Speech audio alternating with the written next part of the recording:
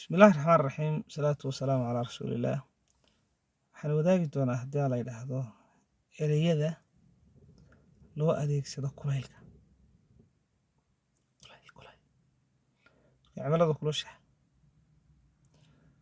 ereyada lagu tilmaamo waxaa ka mid ah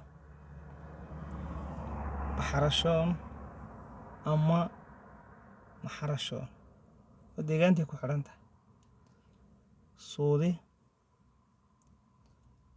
honkore, halase, hanfi iyo hankarar. Hankararka inta badan waxaa loo isticmaalaa marka roobka koobaad da'o ee uu 3-4 cisho da'o ayuu roobku joogsadaa. Inta roobka kale laga gaarayo, kulaylka saa'idka ah ee la dareemo ayaa waxaa la yidhaahdaa hankarar. Sidoo kale waxaa kulaylka ka mid ah oomaar. Oomaarka iyo dhiigga daawo, rasaasta alweysa daawo. Oomaar waa kulayl. Marka uu jawigu isbedelo ee kulayl iyo qabow midnaba aanay ahayn waxaa la yidhaahdaa kaad.